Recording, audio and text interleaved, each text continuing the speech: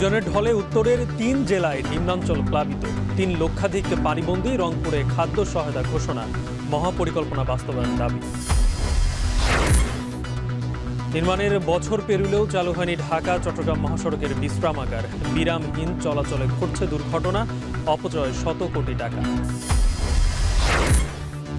প্রবারণা পূর্ণিমায় বুদ্ধের অনুসারীদের ফানুস উৎসব, দিনভর নানা আচার অনুষ্ঠান, প্রার্থনায় দেশ ও জাতির শান্তি কামনা।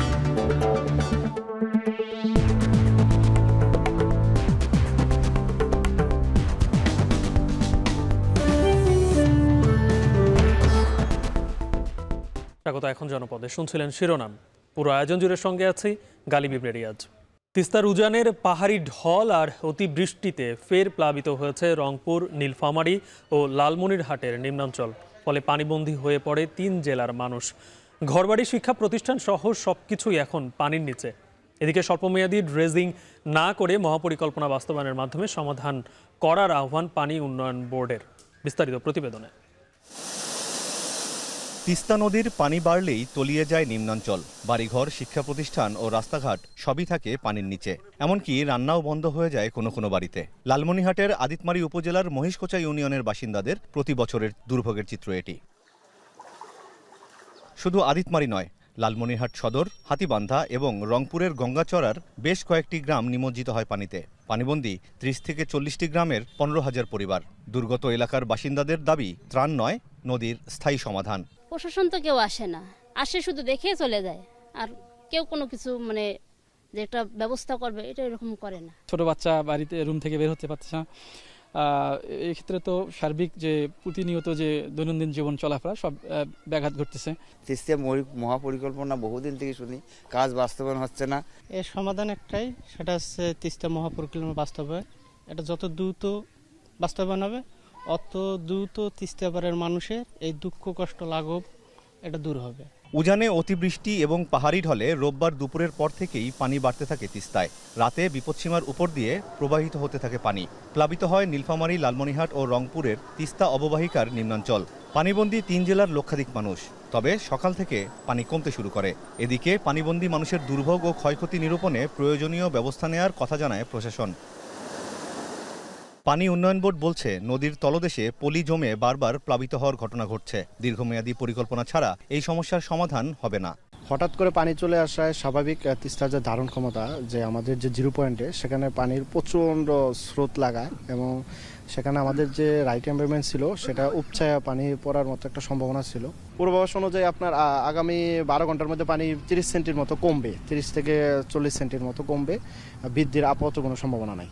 তিস্তার ড্রেজিং করাটা আসলে খুবই জরুরি, কারণ তিস্তার যে প্রতি বছর প্রচুর পরিমাণ সেডিমেন্ট নিয়ে আসে, এতে তার ধারণ ক্ষমতা কমে যাচ্ছে। তো সেই প্রেক্ষিতে বর্তমান গভর্নমেন্ট তিস্তা মহাপরিকল্পনা বাস্তবায়নের প্রায় এবং তারা অলরেডি একটা প্রজেক্ট নেওয়া হয়েছে, সেটা বাস্তবায়ন হলে এ ধরনের কোনো প্রবলেম থাকবে না তিস্তাতে। ইতোমধ্যে রংপুরের গঙ্গাচড়ায় দুর্গতদের জন্য ২০ টন চাল বরাদ্দ দেওয়া হয়েছে বলে জানিয়েছে প্রশাসন। আমিরুল বাপ্পি, এখন লালমনিরহাট। ছুটির পর দ্বিতীয় দিনের মতো রাজশাহী ও চট্টগ্রাম বিশ্ববিদ্যালয় কেন্দ্রীয় ছাত্র সংসদ নির্বাচনের প্রচারণা চলছে। প্রার্থীরা ক্যাম্পাসে বিভিন্ন জায়গায় লিফলেট বিতরণ সহ নানা আশ্বাসে ভোটারদের মন জয়ের চেষ্টা করছেন। বিস্তারিত প্রতিবেদনে। সকাল থেকে রাজশাহী বিশ্ববিদ্যালয় ক্যাম্পাসের ক্যান্টিন, বিভিন্ন খাবার দোকান, আড্ডার স্থান আর একাডেমিক ভবনের সামনে প্রার্থীরা তাদের প্রচারণা শুরু করেন। ভোটারদের মন জয়ে দিচ্ছে নানা প্রতিশ্রুতি। তবে ছুটি শেষে সব শিক্ষার্থীরা ক্যাম্পাসে না ফেরায় প্রচারণা কিছুটা ভাটা পড়েছে। এদিকে বিশ্ববিদ্যালয়টির শিক্ষক, কর্মকর্তা, কর্মচারীদের শাটডাউন কর্মসূচি আপাতত স্থগিত থাকলেও 9 অক্টোবরের পর আবারও তা সচল হওয়ার শঙ্কা রয়েছে। মাত্র ছুটি শেষ হলো, এখনো ক্যাম্পাসে সবাই ফিরে আসেনি। সংস্কৃতিতে ভবিষ্যতে কি হতে পারে, কি হতে যাচ্ছে, সেই জায়গাটা আমার ভোটারদের কাছে সচেতন করতে আসছি। এরপরে আর পিছানোর কোনো সুযোগ নেই আর কি।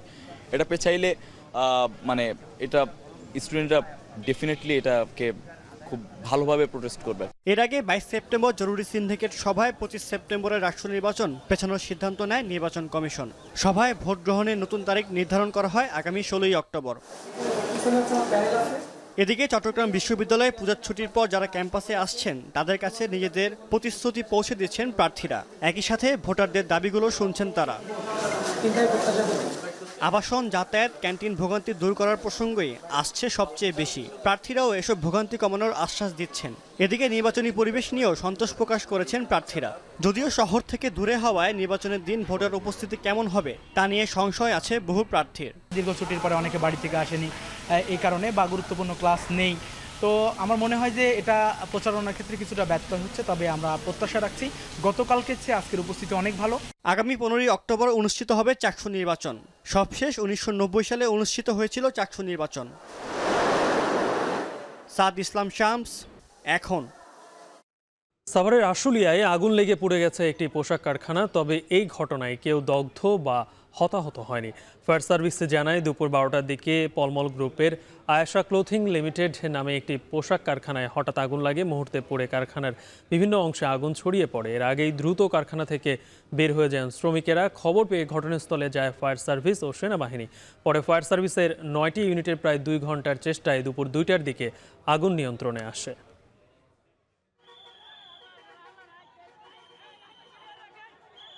ঢাকা চট্টগ্রাম মহাসড়কে ক্লান্ত ও নিদ্রাহীন অবস্থায় গাড়ি চালাতে বাধ্য হচ্ছেন চালকেরা। 2019 সালে চালকদের নিরাপদ বিশ্রামের জন্য বিশ্রামাগার নির্মাণের উদ্যোগ নেয় সড়ক ও জনপদ অধিদপ্তর, কিন্তু নির্মাণ শেষে বছর পেরিয়ে গেলেও এখনও চালু হয়নি। বিস্তারিত প্রতিবেদনে। ঢাকা চট্টগ্রাম মহাসড়ক দিয়ে বন্দর নগরী থেকে প্রতিদিন হাজারো পণ্যবাহী যান ছুটে আসে রাজধানীর পথে, অথচ এই লাইফলাইনে এখন ভর করেছে চুরি, ছিনতাই আর ডাকাতি আতঙ্ক। দিন ও রাতের ক্লান্তি নিয়ে চালকরা গাড়ি চালান, কিন্তু বিশ্রামের জন্য নেই নিরাপদ জায়গা। রাস্তার সাইডে যদি আমরা ঘুমাইতে যাই, তখন রাস্তার সাইডে রাখলে আপনার ডাকাইতে ধরে, কিংবা গাড়ির সরে ব্যাটারি নিয়ে যায়, তেল নিয়ে যায়। এখানে চাপাইছি কিছুক্ষণ পর তারপর চোখে ঘুম, কিন্তু তারপরে মাথা উঠে উঠে দেখি। নিরাপত্তামূলক যত রকমের ব্যবস্থা আছে আমরা সর্বোত্তম ব্যবহার নেব। আমাদের সাথে আমরা জেলা পুলিশকে অ্যাকোমোডেট করছি। রাত্রে, বিশেষ করে রাতের বেলায় জেলা পুলিশ, হাইওয়ে পুলিশ আমরা যৌথভাবে রাস্তায় টহল দিচ্ছি। হাইওয়ে পুলিশ কুমিল্লা রিজিয়নের তথ্য বলছে, ঢাকা চট্টগ্রাম মহাসড়কে গেল বছর 171টি দুর্ঘটনায় মারা গেছেন 152 জন। আর চলতি বছরের গেল 8 মাসে 695টি দুর্ঘটনায় প্রাণ হারিয়েছেন 260 জন। এই দুর্ঘটনার বড় অংশ ঘটেছে চালকদের বিরামহীন গাড়ি চালানোর কারণে।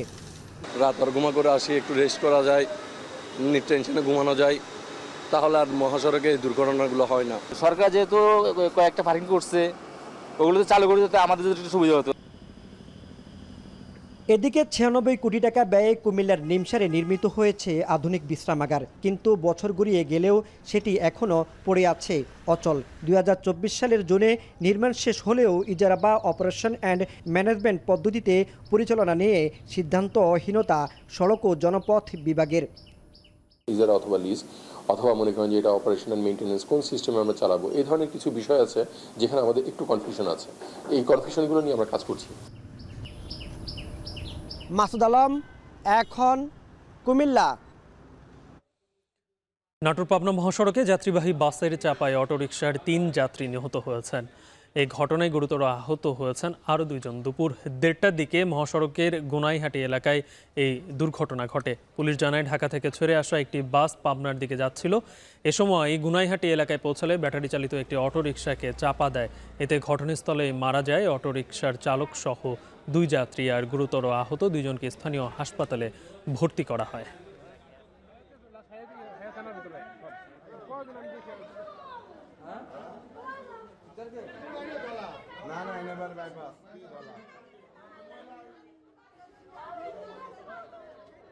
এখন টিভির চট্টগ্রাম ব্যুরো প্রধান হোসাইন জিয়াদ, চিত্র সাংবাদিক মোহাম্মদ পারভেজ ও চালক মাহবুবুল আলমের ওপর হামলার ঘটনায় দেশের বিভিন্ন জেলায় প্রতিবাদ সভা ও বিক্ষোভ সমাবেশ অনুষ্ঠিত হয়েছে। এ সময় দোষীদের 48 ঘন্টার মধ্যে গ্রেপ্তারের আলটিমেটাম দেওয়া হয়। বিস্তারিত প্রতিবেদনে। চট্টগ্রামের সীতাকুণ্ডে সংবাদ সংগ্রহ করতে গিয়ে দুর্বৃত্তের হামলায় গুরুতর আহত হন এখন টেলিভিশনের ব্যুরো প্রধান হোসাইন জিয়াদ, চিত্র সাংবাদিক মোহাম্মদ পারভেজ ও চালক মাহবুবুল আলম। এর প্রতিবাদে দেশের বিভিন্ন জেলায় প্রতিবাদ সভা ও বিক্ষোভ সমাবেশ করেছে বিভিন্ন মহল। চট্টগ্রাম প্রেস ক্লাবের সামনে প্রতিবাদ সমাবেশে অংশ নেন স্থানীয় সাংবাদিকরা। প্রশাসনের ছত্রছায়ায় চিহ্নিত সন্ত্রাসীরা এখন টেলিভিশনে সংবাদকর্মীদের ওপর হামলা করেছে বলে অভিযোগ করেন বক্তারা। হামলার একদিন পার হলেও কাউকে আটক করতে না পারায় প্রশাসনের সমালোচনা করেন সাংবাদিক নেতারা। জিয়াদকে যারা মেরেছে তাদেরকে গ্রেফতার করতে হবে। 24 ঘন্টা হয়ে গেছে, আমরা আলটিমেটাম দিয়েছিলাম, আমরা কঠোর কর্মসূচিতে যাব। সোমবার দুপুর 12:30 থেকে ঘণ্টাব্যাপী মানববন্ধন কর্মসূচি পালন করেন Shariatpur electronics media journalist association ও জেলার সাংবাদিকরা।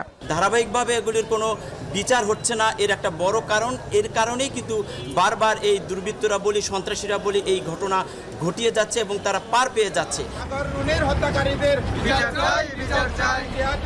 একই ঘটনার প্রতিবাদে ফেনীর প্রেস ক্লাব চত্বরে প্রতিবাদ সমাবেশ ও মানববন্ধন কর্মসূচি পালিত হয়েছে।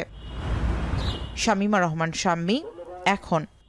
বিআরটি প্রকল্পের অব্যবস্থাপনা ও দীর্ঘসূত্রিতার কারণে জনদুর্ভোগের প্রতিবাদে গাজীপুরের টঙ্গীতে মানববন্ধন করেছেন এলাকাবাসী। বেলা 11:30টার দিকে টঙ্গীর কলেজ গেট এলাকায় কর্মসূচি পালন করা হয়। এতে ব্যানার ফেস্টুন সহ স্থানীয় নানা শ্রেণী পেশার মানুষ অংশ নেন। বক্তারা বলেন, এক যুগের বেশি সময় পেরিয়ে গেলেও এখনও শেষ হয়নি বিআরটি প্রকল্পের কাজ। প্রকল্প এলাকার নানা অব্যবস্থাপনায় গড়ে উঠেছে মাদক সেবীদের আস্থানা, বাড়ছে ছিনতাই সহ নানা ধরনের অপকর্ম। এই অবস্থায় দুর্ভোগে পড়েছেন সাধারণ পথচারী এলাকার হাজার হাজার মানুষ। অবিলম্বে প্রকল্পের কাজ দ্রুত শেষ করে দুর্ভোগ নিরসনের দাবি এলাকাবাসী।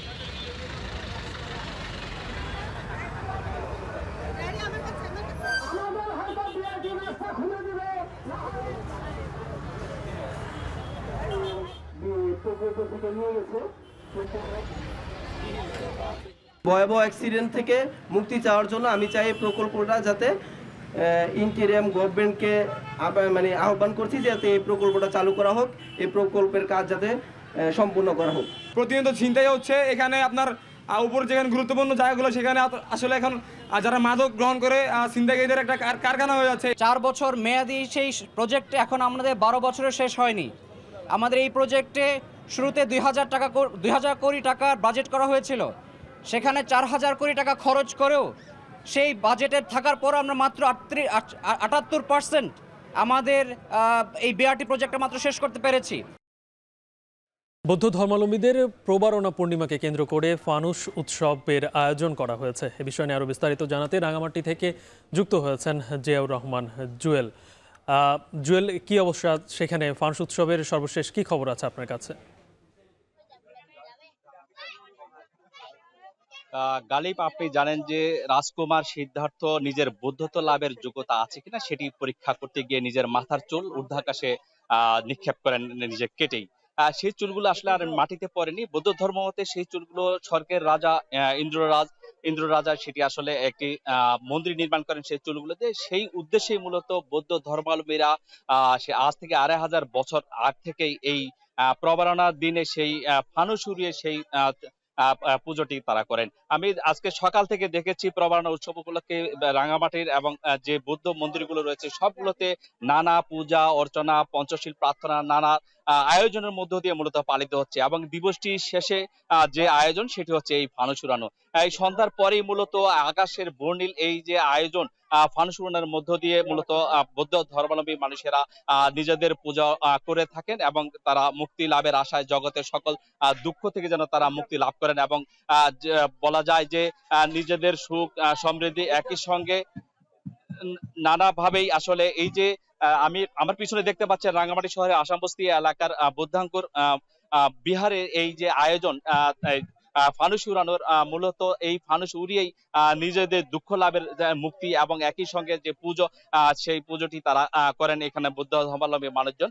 আমরা এখানে যারা ব্যবস্থাপনা কমিটি রয়েছে তাদের সঙ্গে কথা বলেছি, তারা যেটি বলছেন যে নানা আয়োজনের মধ্য দিয়েই আসলে এই ফানুস উড়িয়ে এবং সকাল থেকে পূজা অর্চনা নানা বিষয় তারা পালন করেন।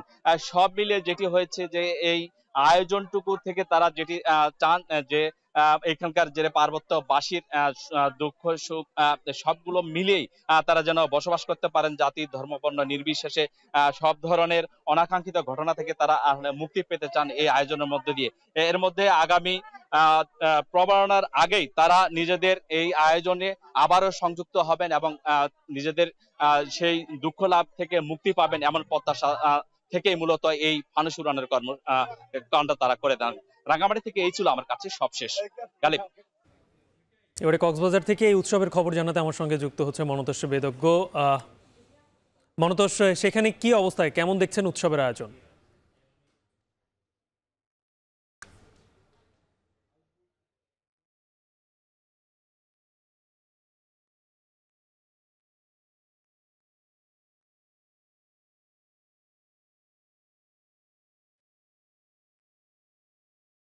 মনতোষ, আপনার ওখানে উৎসবের আয়োজন কেমন দেখছেন? বৌদ্ধ সম্প্রদায়ের যে ধর্মীয় উৎসব, দ্বিতীয় বৃহত্তম ধর্মীয় উৎসব প্রবারণা পূর্ণিমা, এটি উদযাপিত হচ্ছে এবং আমরা দেখছি যে এই প্রবারণা উৎসবকে ঘিরে কিন্তু এখানকার যে বৌদ্ধ বিহারগুলো সেগুলোকে বর্ণাঢ্য পরিসরে কিন্তু সাজানো হয়েছে এবং এখানে যারা বৌদ্ধ ধর্মাবলম্বী লোকজন রয়েছেন তারা নিজেদের মতো করে আসলে উৎসবটিকে উদযাপন করছেন এবং এখানে বিহারগুলোতে যেমন সাজসজ্জা রয়েছে, এখানে বৌদ্ধ ধর্মাবলম্বীদের পাশাপাশি আমরা দেখছি যে বিভিন্ন ধর্মের লোকজনও কিন্তু এখানে এই উৎসবে সামিল হয়েছেন এবং মূলত আত্মশুদ্ধি অর্জনের মধ্য দিয়ে অশুভকে বর্জন করে সত্য ও সুন্দরকে বরণের জন্য আয়োজন এই প্রবারণা। এটি কিন্তু বৌদ্ধ ধর্মাবলম্বীরা আমাদের বলছে এবং কিছুক্ষণ পরেই আমরা যে বৌদ্ধ বিহারটিতে আছি, এটি শহরের অগ্রমেধা বৌদ্ধবিহার, সবচেয়ে বড় বৌদ্ধবিহার। এই বৌদ্ধবিহারে কিছুক্ষণ পরেই হয়তো ফানুস উৎসবের যে আয়োজন সেটি শুরু হবে এবং আমরা দেখছি নানা বয়সী বৌদ্ধ সম্প্রদায়ের নানা বয়সী মানুষ এখানে ভিড় করছেন এবং তাদের যে ধর্মীয় আচার অনুষ্ঠান সেটি তারা পালন করছেন। এখানে একটু যদি বলে রাখি, মহামতি গৌতম বুদ্ধ নির্বাণ লাভের পর আষাঢ়ী পূর্ণিমা থেকে অশ্বিনী পূর্ণিমা পর্যন্ত 3 মাস বর্ষাব্রত পালন করেন এবং সেই বর্ষাব্রত পালন শেষে কিন্তু তারা এই পূর্ণিমার যে প্রবারণা পূর্ণিমার যে উৎসব সেটি পালন করে থাকেন। বলতে এই উৎসবের মধ্য দিয়ে অশুভকে বর্জন এবং সত্য সুন্দরকে বরণের যে আয়োজন সেটি তারা পালন করে আসছেন এবং এই উৎসবকে ঘিরে আমরা দেখছি যে বৌদ্ধ সম্প্রদায়ের লোকজনের মাঝে ব্যাপক উৎসাহ উদ্দীপনা রয়েছে, ব্যাপক আনন্দ উচ্ছ্বাসও আমরা দেখছি। এই ছিল গালিব আমার কাছে কক্সবাজার থেকে সবশেষ। ধর্মাবলম্বীদের প্রবারণা উৎসবের খবর জানাচ্ছিলেন সহকর্মীরা।